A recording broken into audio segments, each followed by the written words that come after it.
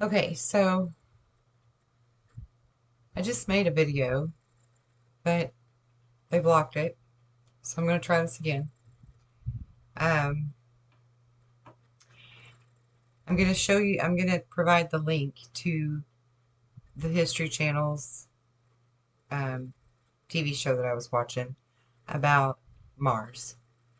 Um, because as I'm sitting there watching it, I'm like, oh my God, so many correlations. And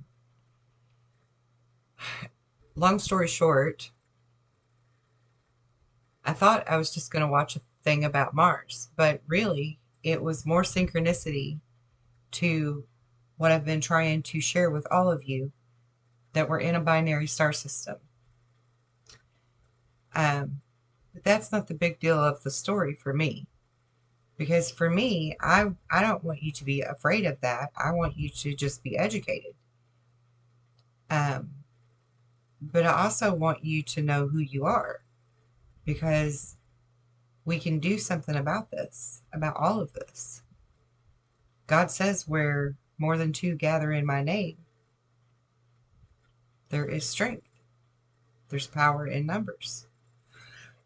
So this story that they're telling about Mars, they're showing how the Mayans, um, depicted their feather serpent god, they call him, and they tell the story about how he uh, skinned Mars, like you know, took his skin off. But I mean, this is literal, but not literal. It's not like in the way you're thinking. It wasn't a barbaric, gruesome thing that one being did to another in the sense that we would look at it.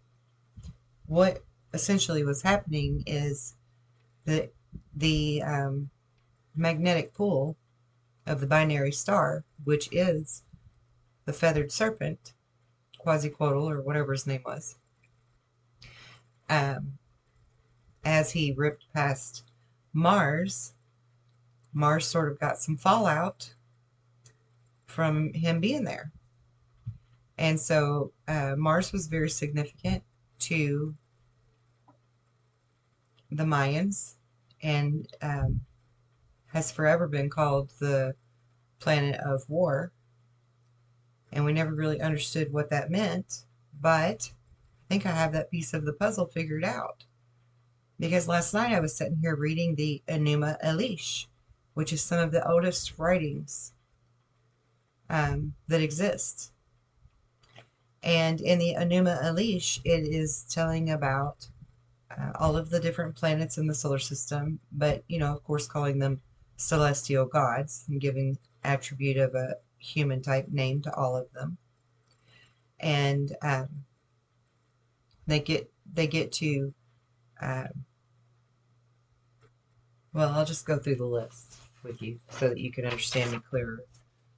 The sun, our main star, is called Apsu. He's known as the one who existed from the beginning. Mercury is Mumu, the one who is born of the sun, of Apsu. Venus is La Hamu, Lady of Battles. Mars is Lamu, God of War. And then there's Tiamat, the Maiden of Life. Then there's Jupiter, who's Kushar, first of the firm lands. Then there's Saturn, who is also known as Anshar, the first of the heavens, because of its rings. And Anshar is also, the name of the inner earth beings that Corey Good talks about, regardless of how you feel about that. Just interesting connection there that I never really realized before. And Saturn, or Anshar, is also the grandfather of Enki and Enlil, right? From the Enuma Elish, the Sumerian stories, um, their creation story of how we got here.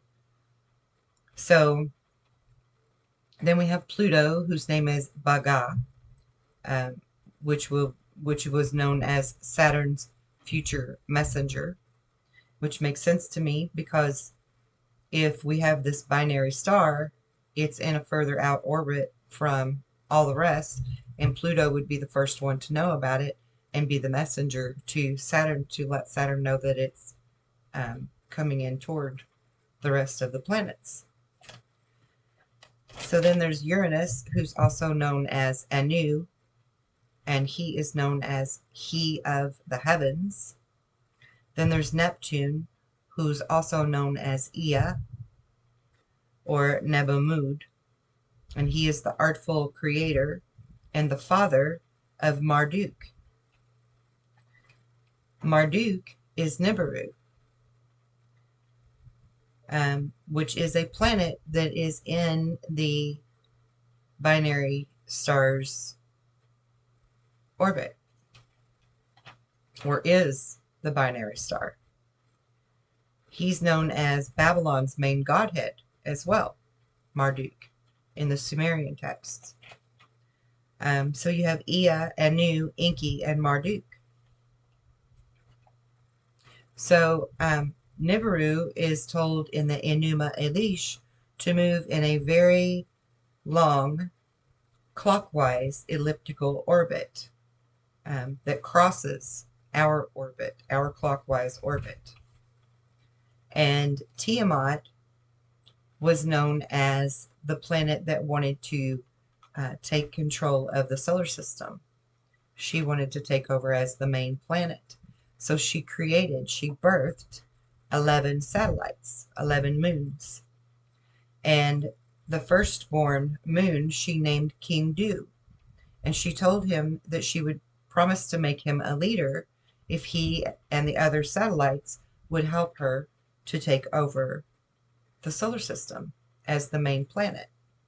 So she prepares him for the assembly of gods to become a planet, while also preparing him to go to battle with Marduk, because Marduk vowed that he would remove Tiamat if she tried to do this, and Saturn gave his blessing in Marduk doing this, is how the story goes. And so Tiamat was known as the wisest of the gods. She was very intelligent.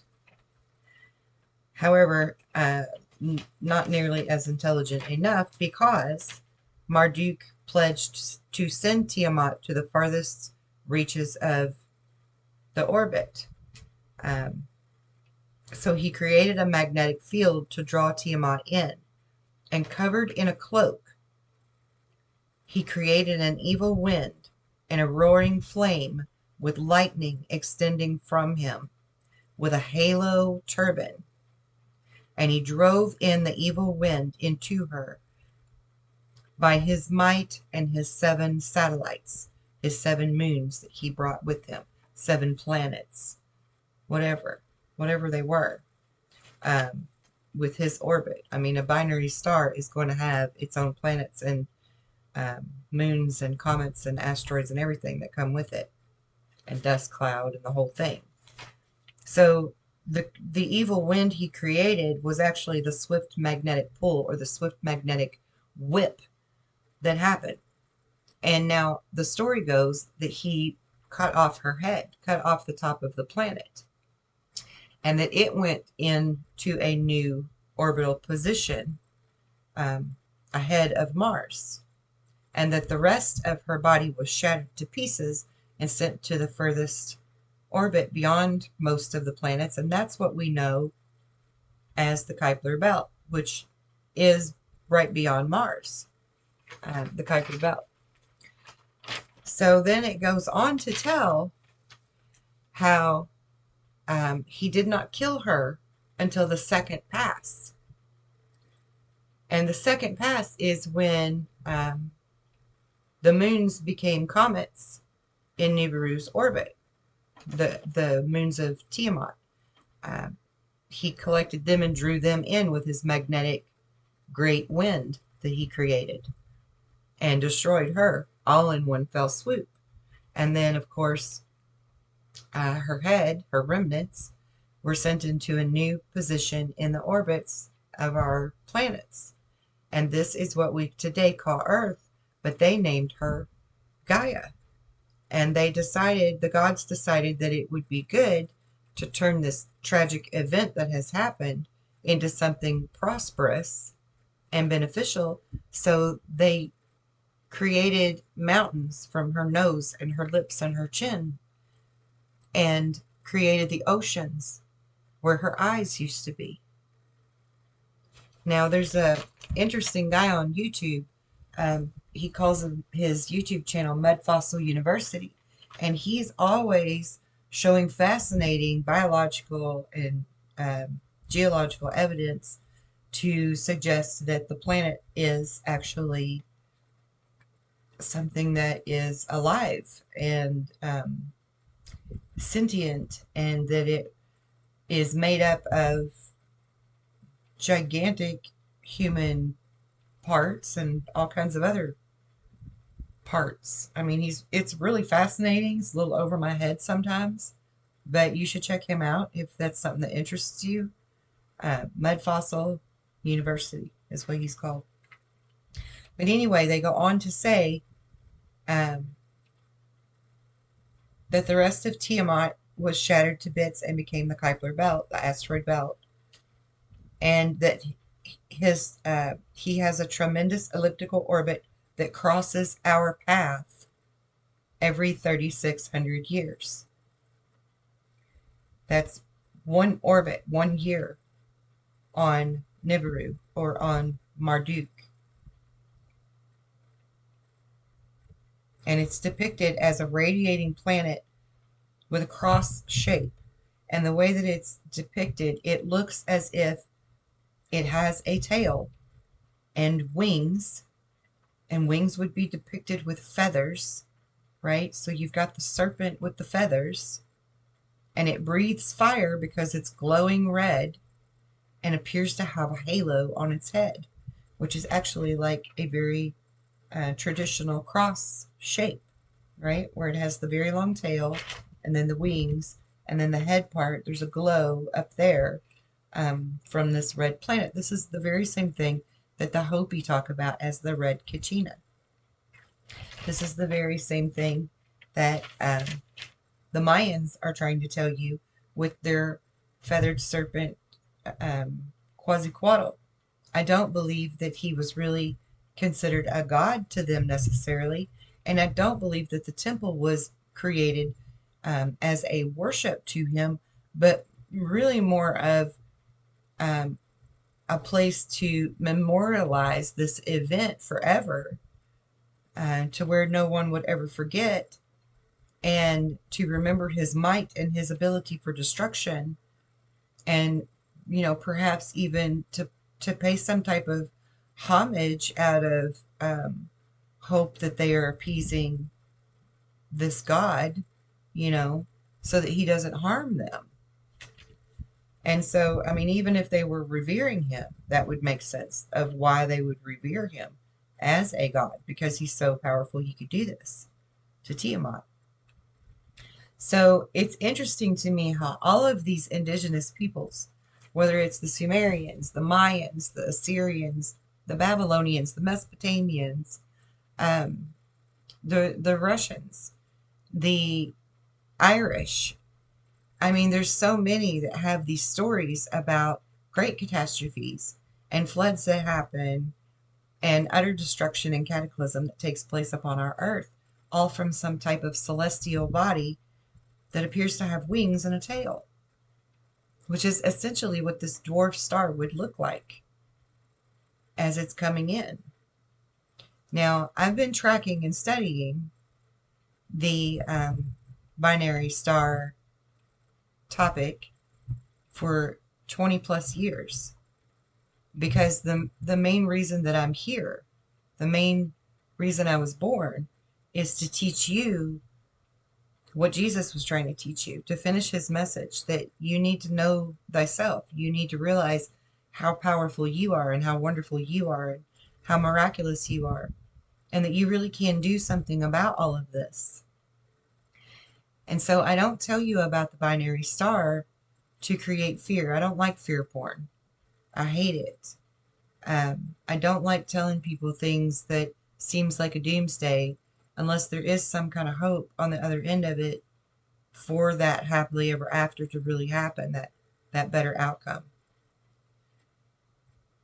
And I've done extensive research on not just the binary star, but also on us in many different ways, on many different levels, through many um, diverse directions. I have studied the human and the soul and our abilities. Most of you know that I'm a natural born psychic medium, which I think was meant to be that way so that I could understand that this is not something that's just for the limited few gifted, that this is something that we all truly can do. And it's teachable to you in a way where you can access it and utilize it again from within you very easily, very simply. You can start to utilize it again because you're already using it every day anyway. You're just not realizing that that's what it is. We create things every day. We use our will to create and make things happen and make things um, manifest into our life every day in all kinds of ways. And we also keep things from happening in our lives every single day because of our own creative abilities. And we don't realize that either. And I can teach you all of those things, and I can teach you things like how to activate your 12 strands of DNA and use the whole of your brain instead of just 10% of it. But all of that's going to have to come later now, because right now, the most important thing for you to understand is that you are this powerful. And now I have to ask you to walk in that faith for just a little while and have zero doubt just walking in faith. And that's going to be very, very hard for many of you to do, for many people. Maybe not necessarily my viewers, but for many people, that's going to be a very hard feat to achieve.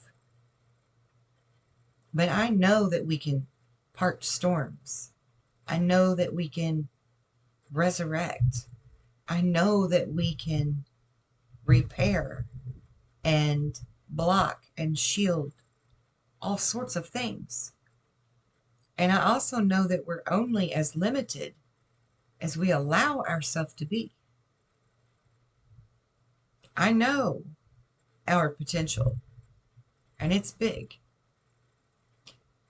But you have to know it in order for it to really matter for the whole world. And I promise you, every single soul that wakes up to this changes our odds of probability tremendously. So we can either have the really negative outcome that's cataclysm style and just have our plan B, or we can really start figuring out and accepting that we are God's children and that we can do just as Jesus told his 12 disciples, and that we can go forth and do the same great works that he did and more. And I'm not going to stop saying that, because that's the whole reason I'm here. That's the whole reason I was born, was to teach you that, to show you that, to give you that power back, to give you that faith back, to give you that hope back. Because we can change the world. We can change the outcome. And it's not about focusing on the details. It's about focusing on the outcome. We can literally blip us into a completely different timeline to where this has already passed us and didn't hurt us. We're that powerful. That we could do that without missing a beat. Now, there are people like me who have been working with the planet's energies, that have been working with the shields, that have been doing a lot of different various things that make a difference. And yesterday, when I was doing some research, I realized a Mandela effect that's already taken place. It's in our favor. It's to our benefit. Because you see, and I believe I've said this even in a few of my past videos, where I have spoke of the infrared telescope, the infrared satellite, excuse me, that was launched by NASA. It's called IRAS, IRAS, and it sees in the infrared astrological range, and the S stands for satellite. And it was launched in 2011, in October of 2011 to be exact.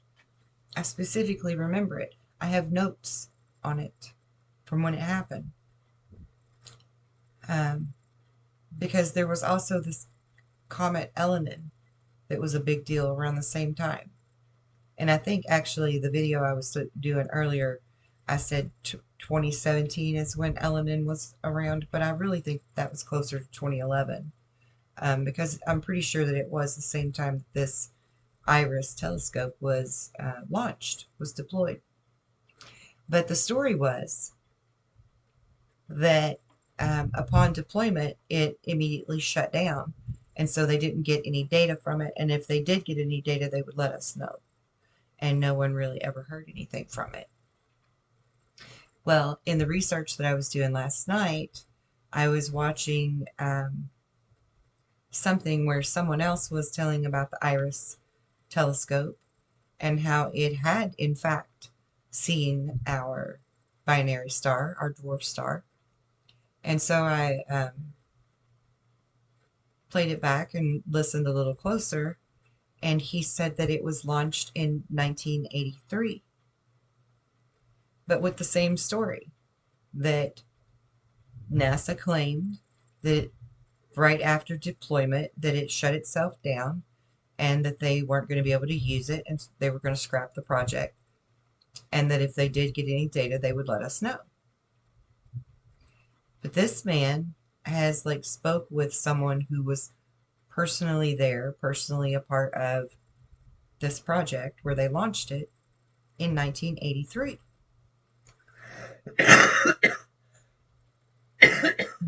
Excuse me. And I'm telling you, in the research that I did on IRAS then in 2011, this was a brand new satellite in 2011. It was brand new. They had never used it before. It was one of a kind, and it was created specifically to look for our dwarf star. So something has happened.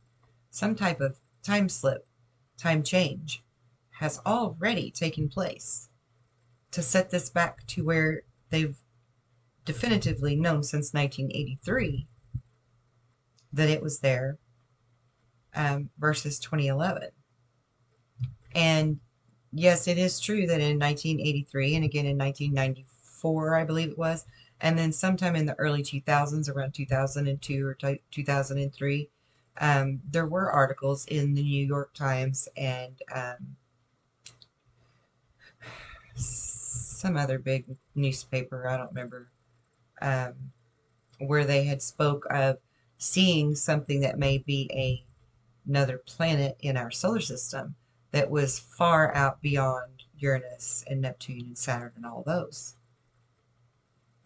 And of course, each time that they had spoke of it, 83, 94, and again in the early 2000s, they had changed how big they thought it was, how fast they thought it was coming in toward the inner planets, the inner solar system, and so on and so forth. And then they just dropped it, scrapped it, and pretty much did their own Mandela effect on it, where you couldn't even find the newspaper articles in your library files anymore. The libraries are very good about documenting all of the newspaper information.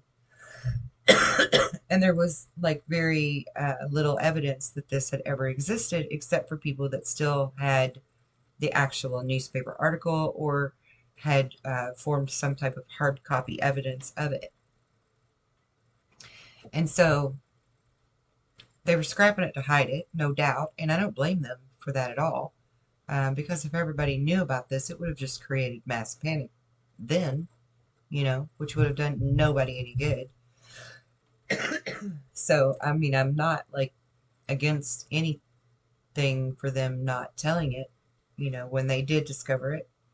Um, but then again, on the other hand, I do full well feel like if we were all taught this in school, this would be a no-brainer that this is just something that's out there that exists, and to be intelligent about, how can we go about doing different things to protect our planet, protect us, and deflect from its magnetic blow as it goes by.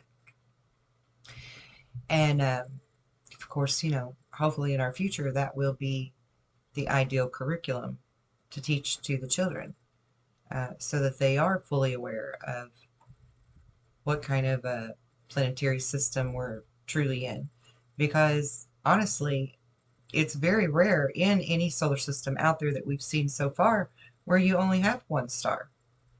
They typically are binary star systems or trinary or even four stars in the system.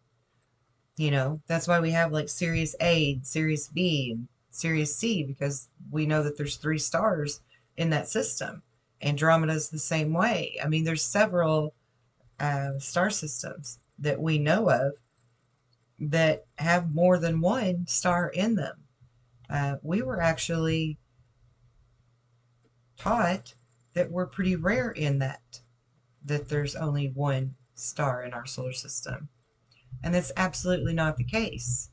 And I have tons of information to back that up, beginning with the most simplest but also very important facts that our very large outer solar system planets all have this pull that creates perturbation to them.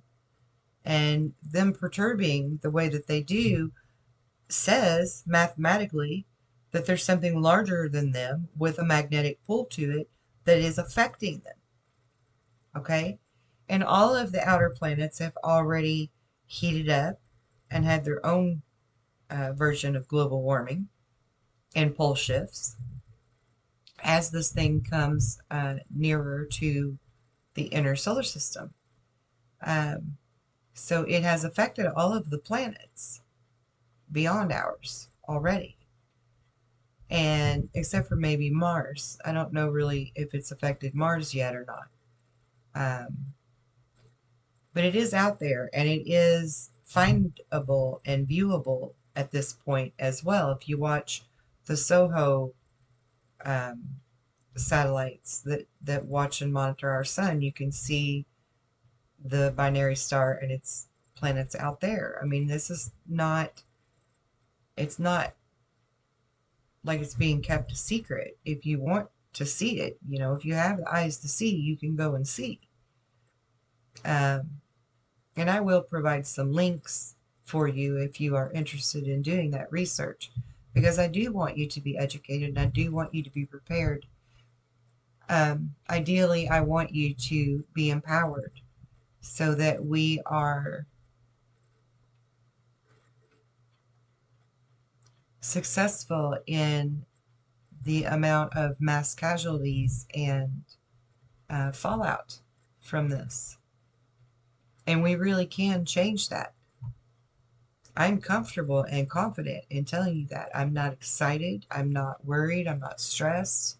I have zero doubt because I have lived this. I have tested this on many levels to make sure that what I'm telling you is correct before I ever uttered a word. And I never wanted to focus on the binary star system. I never wanted that to be a focal point because that does create animosity and anxiety and fear in people. And I don't want that for you. It's not necessary. It is not, I assure you. Because we can all sit comfortably in our own homes and simply think of a different scenario, a different outcome for how this will play out. And we can change the timeline completely. It's not like we have to be outside singing Kumbaya, standing around in a circle, holding hands, which does help. I'm not minimizing that. Um,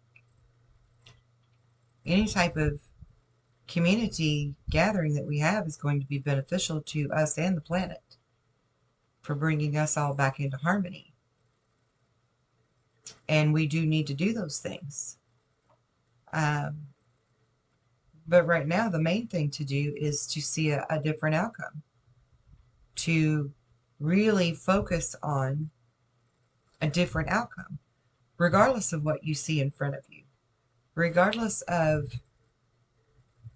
what type of events and destruction may be playing out that you're hearing on the news or that you're hearing from your neighbor or seeing it with your own eyes or whatever the case may be, because that's the way you make it work. And I learned that firsthand. Um, I don't know how many of you know the story, but I have 7 children, and my oldest, when she was 11, was in a car wreck, a terrible car wreck that killed her. And they brought her back a little bit, with the pads, and got her to the hospital. And then she flatlined again, and they jump started her and brought her back again. But she was so broken and so damaged and so losing so much blood. She had internal bleeding throughout her organs. She had bleeding in her brain. She had blood filling up in her lungs from the internal bleeding. Her femur was broke completely in half, so she was bleeding out in her leg as well. Not to mention the entire right side of her body was broke. From the top of her head to the tip of her toes, she was literally broken. Everything was shattered. Bones were shattered in her face. And just for your discretion, because I'm going to get graphic, her eyeball was hanging out of her head. It was tremendously horrible. Tremendously. And to just see that, to just see it, is a horrifying image. Simply hearing about it is so graphic that it's horrifying.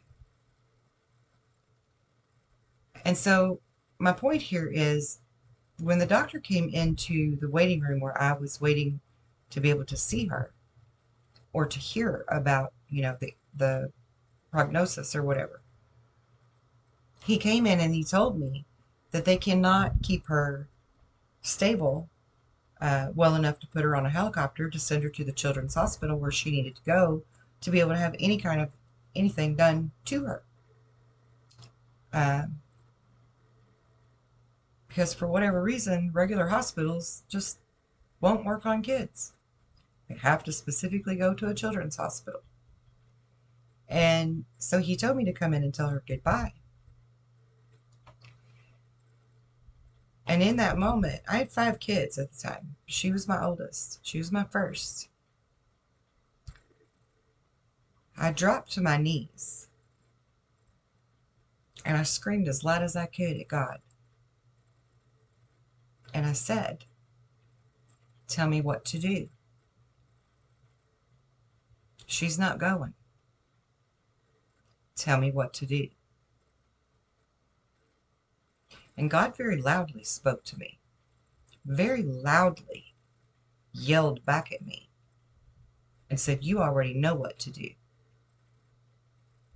And then I saw images in my mind of the 40 chickens that I resurrected and saved, baby chickens that had drowned in the rain that I brought back. And all of the animals that I brought back, the cats, the dogs, everything. I was shown very quick images to refresh my memory of me knowing exactly what I need to do. And then he very loudly also said to me, you have to have zero doubt or it won't work. So prepare yourself.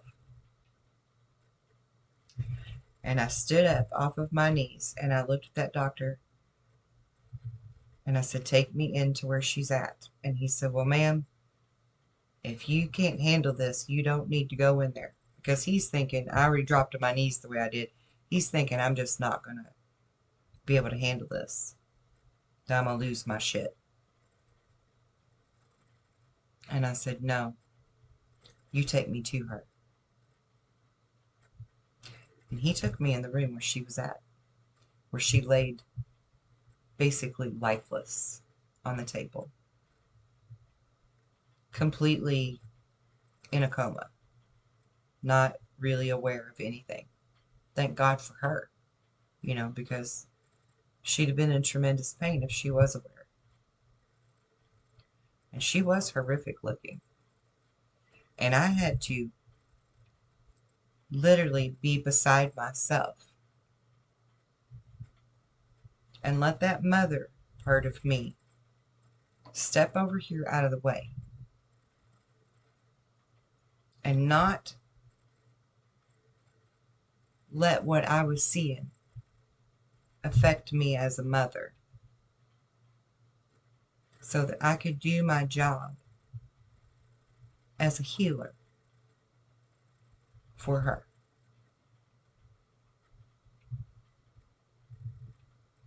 Zero doubt.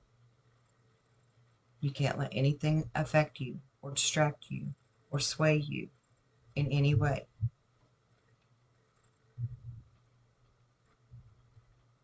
And I put my hand above her forehead and above her heart. And I sent every ounce of energy I could gather that is all around us. In this room I'm in right now, in the room you're in right now. It's all around us all the time. This unlimited source of energy. And I just sent it into her and knew that it was going to heal her because I know that God had more in store for her in this lifetime. And this was not a selfish choice as a mother. This was absolutely, you can't take this child. She's only a child. She deserves to grow up and have a life of her own. And that was my focus as I revived her. That doctor and all those nurses in the room, they witnessed that. One of them even tried to ask me, what are you doing, as the monitors started showing one line at a time coming back online. Her heart, her blood pressure, etc.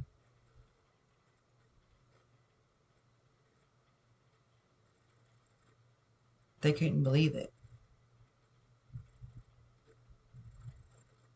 And I had zero doubt, and I didn't let it affect me at all.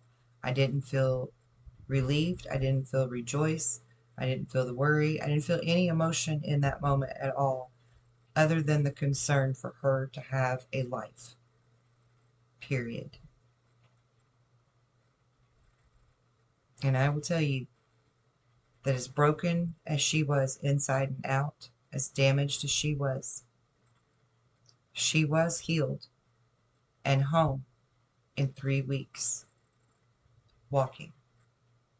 Went back to school in 6 weeks. Continued school, graduated with honors, and now has 3 beautiful children of her own. And no, she doesn't speak to me. because she doesn't like the things that I teach and talk about. They make her scared. And that's okay, because I didn't need to have her in my life. I needed her to have her own life. And that is what she has. And that is all that matters to me.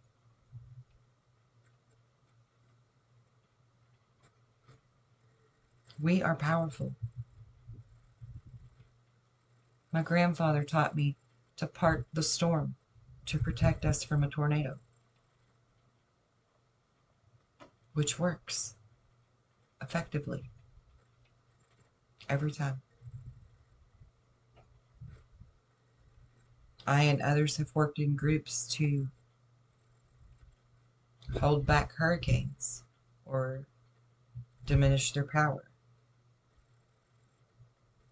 to push the tsunamis down when we had enough time and notice that they were coming toward land where they would hurt people. We can do things that are miraculous.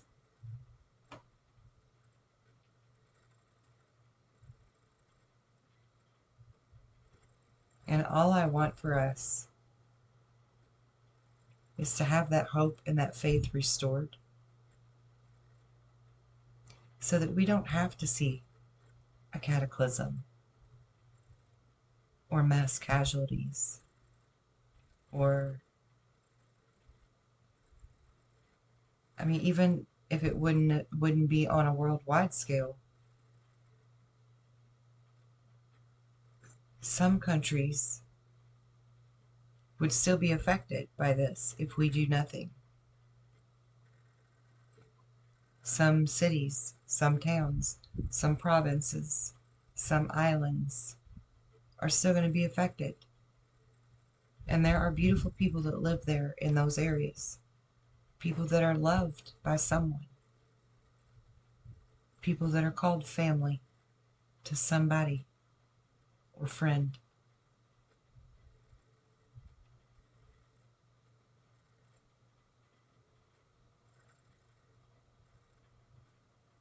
I was never supposed to really talk to you about our system that we live in, our star system. And so for 3 years, since I've been public, I've tried to not speak on that so much. But we're kind of in crunch time now. So where we don't have a lot of time on our side unless we know who we are in order to alter it. And for me, that's best case scenario, to just alter time. You know, I've been talking to you a lot about time travel and time slips and Mandela and deja vu. And there was a reason for all of that.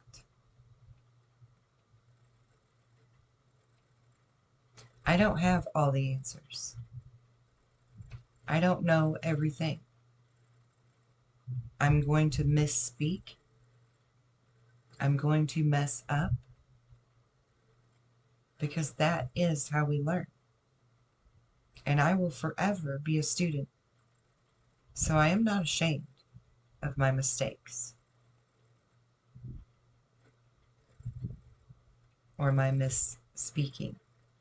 And I will own my shit and correct things when necessary. I will. I need you to see that we don't have to be perfect. We don't have to be saints. We don't have to be the best of the best in order to do a really fantastic job at this or anything. And I'll remind you that Jesus would go to the well and visit with the prostitutes. And Jesus would go to the leper that no one else wanted to be around.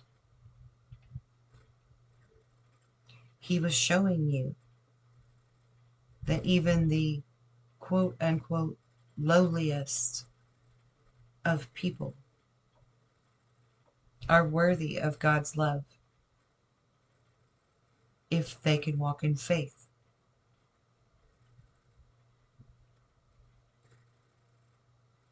Faith is the key. Real faith. And I have had a multitude of lessons in faith in my lifetime, this lifetime. My mother has taught me faith as a child. And then as I grew older, I had to learn to find my own faith. And I've learned so much about faith that I can genuinely say to you now that to walk in faith is not being blind or stupid or taking a risk. It's the most intelligent, calculated, guaranteed thing you can do, walking in faith.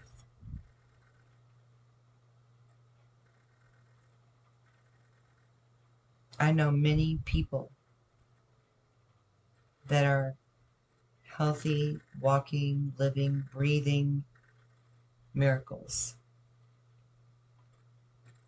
because of faith. And if you think about it, you probably do too. I know this one lady, she's been diagnosed with 13 different kinds of cancer in her life.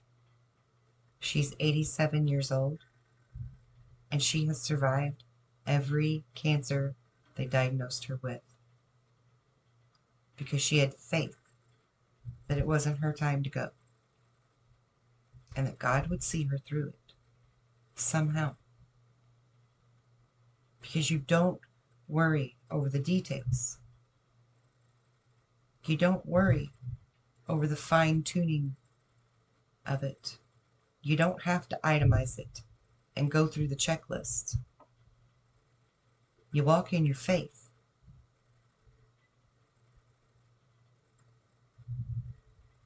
So I really hope that on the other side of this,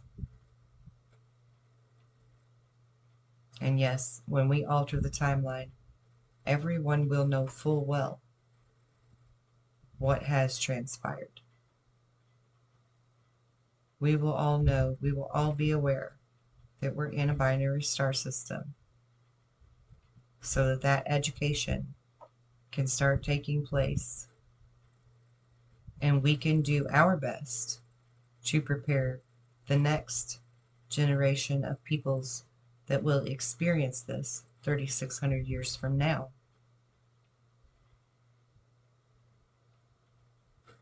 And maybe they can have the same great fate we have. Much like many of our ancients did, because it did not wipe out civilization. Those people lived on, humans lived on, and they will live on again, regardless of which direction this goes. But most indigenous tribes have the story of the two roads funneling down to one. Two timelines funneling down to one. Do we take the high road that's been less traveled? Or do we take that old beaten path that's the easier road? Walks you through the flatlands. Either way, you need to be aware and educated and not live in fear. And have a plan. Plan A, learn to know thyself. And on the back side of this timeline change, really learn to know thyself. And if not, then plan B. Be prepared. Have a contingency plan. Get right with God.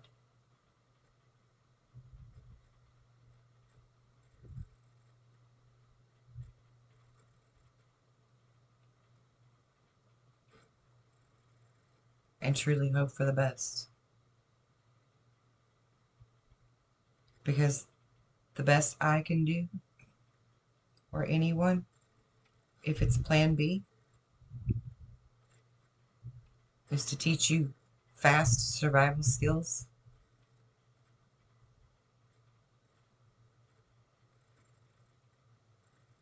And then it's each to their own. And God help us all. Because I don't know what that looks like. I mean, I do, but I don't. And I don't like it. So I am prepared and I will be ready. I am ready. But it's certainly not the outcome that I want for any of us.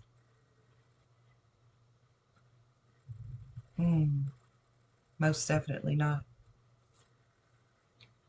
But if that's the way it has to be, then that's the way it has to be, because free will plays a huge role.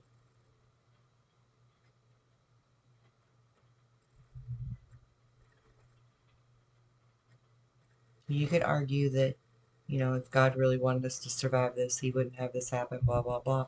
But that's not true. You're putting too much on God and not enough on you. Because God gave you free will and he gave you a brain. And he's left you the clues all over the place for you to know thyself. And know why this is so important. Because those are your power centers. Those aren't just pretty pictures. And chakras aren't just words.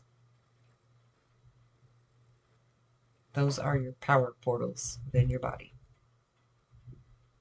And there's so much cool stuff to learn about who we really are. But I'm accepting the fact that there isn't enough interest in that. And that people don't change without being forced to. Without a real need. It's just the way it is. So I'm going to do my best to continue to educate you. And I'm going to continue to hope for the best. But I'm going to prepare for the worst. And you should too. Till next time. Be well and be blessed. And be grateful for what you have.